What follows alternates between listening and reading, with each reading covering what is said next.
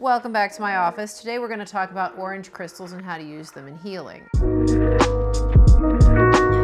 Very often orange crystals are associated with the Sacral Chakra, an energy center associated with your emotions, reproduction, creativity, sexuality, also your relationship with particularly your parents. It's the chakra of incarnation, so it has a strong relationship with your maternal line. There's also other things that are associated with this energy center, including our relationship with personal power, money, creative expression. It's also an area of the body where people have a lot of issues with digestion and reproduction. There tends to be a lot of structural issues in this part of the body. Now, orange crystals are not the only thing that will work on this part of the body, but since it's the general color of that area, I want to talk about them today. We have an orange jasper, also known as Peruvian fire jasper, Sedona jasper, carnelian. This is fire agate. This is golden healer quartz. It's yellow to gold. This is an orange Peruvian selenite. We have a bumblebee jasper. We have a spessartite garnet, vanadinite, orange calcite. This is a dark amber. This is a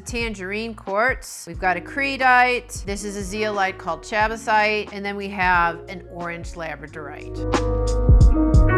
I have here two minerals that I would most commonly use in a healing session. I have carnelian, which has a lot of vitality, creativity. It's very energizing. It's very stimulating. It brings a lot of personal power. On the other hand, I have orange calcite, which is almost the complete opposite, but exists in the same space. It's very nurturing, calming, relaxing, penetrating. And orange calcite is the stone for emotional healing. It also is very soothing and healing to any sort of reproductive organs, any tissues like the digestive system that exist within the second chakra. You could very well use both of these in a session to get a yin-yang effect, but in reality, they're very different. I would use the carnelian for someone who has very low energy, needs to be stimulated, needs drive, needs motivation. I would use the orange calcite for someone who has a ton of emotional trauma and needs caring and love and nurturing and to find themselves again. So just in this one color spectrum, you have almost complete opposites.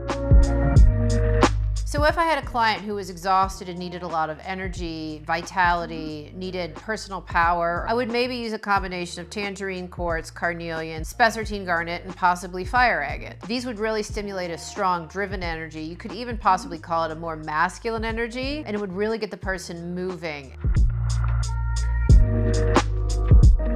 So this would be a good combination for someone who was trying to heal their emotions, who had a lot of trauma, who might even be a survivor of some sort of abuse. I would use orange calcite, this Peruvian fire jasper, an amber, and if you can find it, this Chabazite. This is really good for someone who needs a lot of nurturing. Maybe they didn't have a very nurturing parent, or they had a parent who was absent and they're trying to reconcile that and find more love within themselves.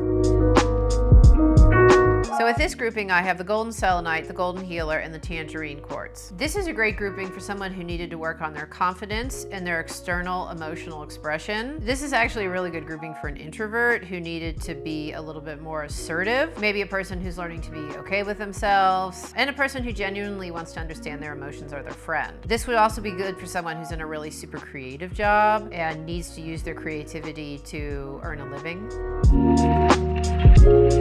So I have carnelian, orange labradorite, and fire agate. This would be a really good grouping for someone who has a low libido and needs to strengthen their sexual energy. This would also probably be a really good grouping for someone who is attempting to reproduce and someone healing from sexual trauma and trying to get healing back in their body. The orange labradorite is particularly good for that.